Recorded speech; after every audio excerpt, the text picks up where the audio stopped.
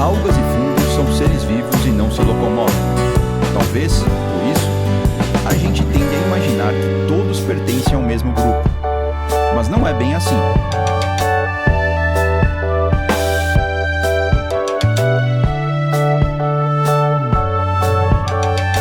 Cada um desses organismos pertence a um grupo distinto e possui características próprias. Mas que características são essas? As plantas estão em muitos lugares e fazem parte do nosso cotidiano. Parques, praças, jardins, matas. Até na nossa alimentação e nos medicamentos que usamos.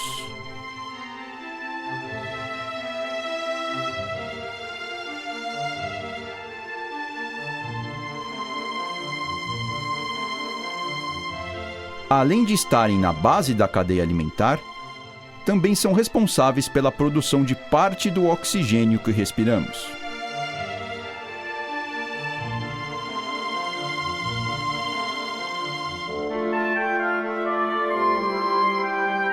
As plantas pertencem ao reino Plantae.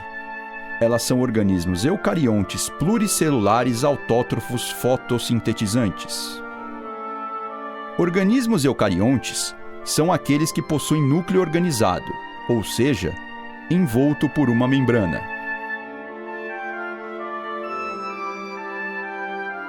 Os pluricelulares possuem muitas células, diferente dos unicelulares, que possuem apenas uma.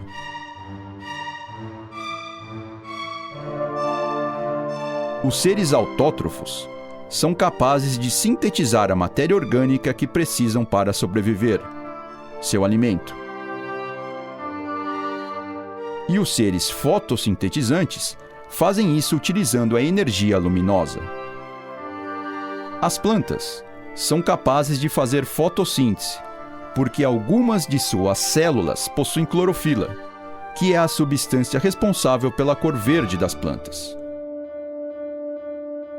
A clorofila está presente em uma organela chamada cloroplasto.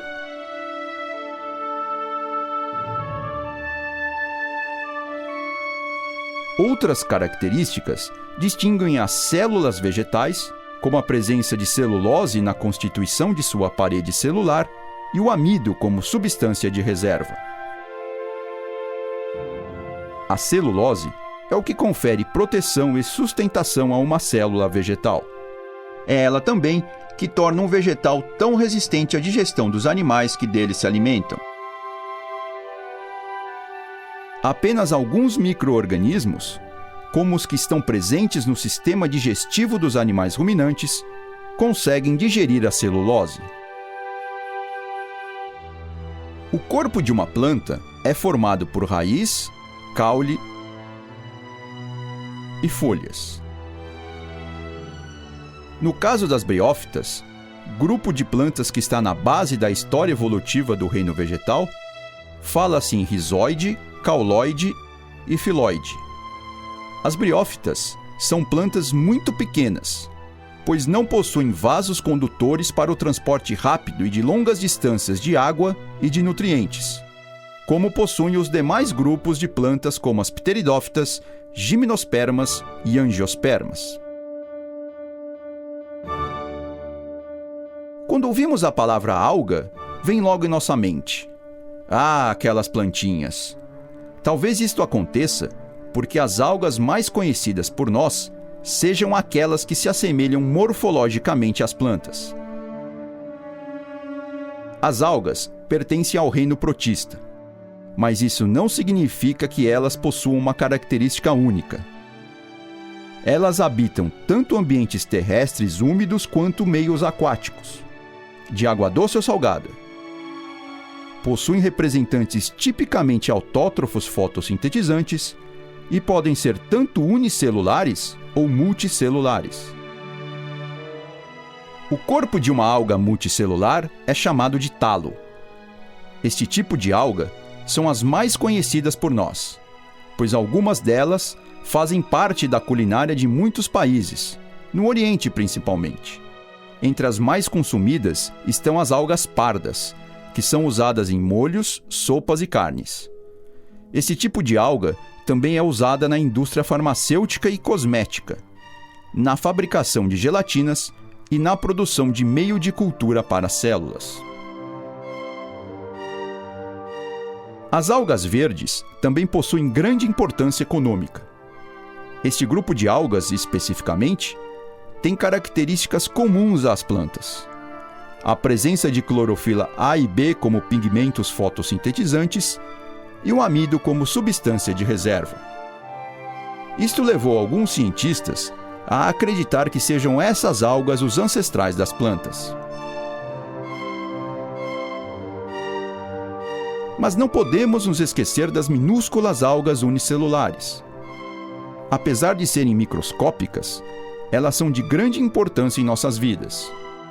Algumas destas algas são fundamentais para a manutenção do teor de gás oxigênio do ar atmosférico e da água. Estima-se que de toda a fotossíntese que ocorre na Terra, a maior parte seja realizada pelas algas microscópicas presentes no fitoplâncton e apenas 10% pelas demais algas e plantas. E, como você já sabe, a fotossíntese é a grande responsável pela existência de oxigênio na atmosfera.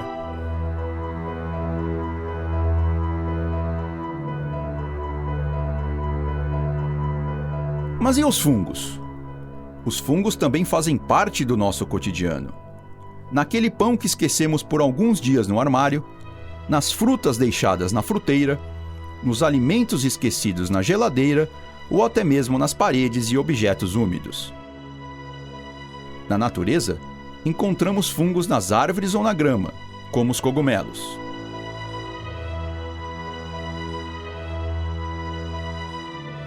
Mas existem ainda vários outros tipos.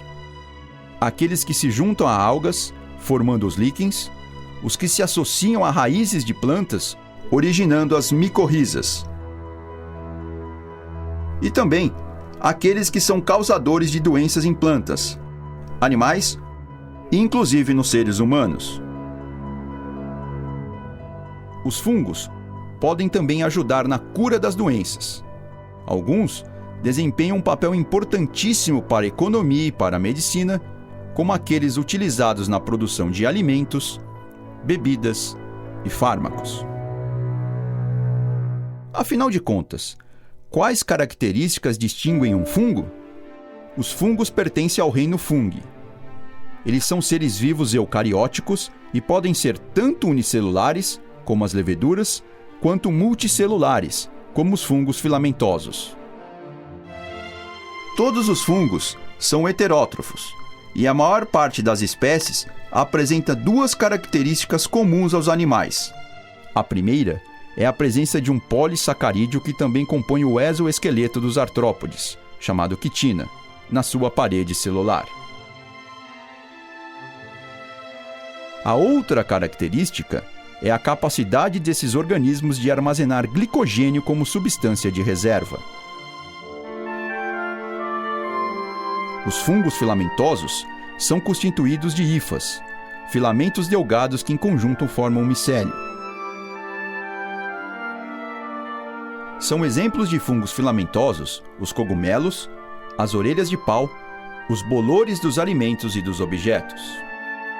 Estes organismos obtêm alimento pela liberação de enzimas que digerem a matéria orgânica. Esta matéria orgânica pode ser constituinte de organismos mortos, no caso de fungos decompositores ou saprófagos, ou de organismos vivos, no caso de fungos parasitas. A maioria dos fungos são aeróbios e, portanto, utilizam oxigênio na respiração celular. Entretanto, na ausência de oxigênio, alguns são capazes de realizar fermentação, sendo assim denominados de anaeróbios facultativos. Algumas leveduras realizam a fermentação alcoólica, processo de grande importância industrial. Este fungo, na ausência de oxigênio, oxida a glicose em álcool etílico, usado na produção de bebidas, e gás carbônico, responsável pelas bolinhas que vemos no pão. Agora que você já conhece um pouco mais sobre as plantas, algas e fungos, fica mais fácil entender que, embora possamos encontrá-los no mesmo ambiente, eles são organismos distintos, com características próprias e que, às vezes, podem se associar com outros organismos, num processo chamado de simbiose. Os líquens, por exemplo, são associações de algas e fungos. Nesta associação, o fungo é responsável pela estrutura, pela obtenção de água e sais minerais, além de proteger o líquen dos raios solares. A alga fica responsável por produzir alimento através da fotossíntese.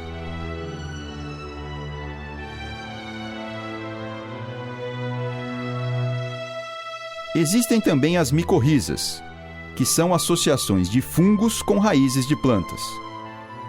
Nesta associação, os fungos absorvem água e nutrientes do solo, transferindo parte deles para a planta. A planta, por sua vez, oferece aos fungos os açúcares sintetizados na fotossíntese.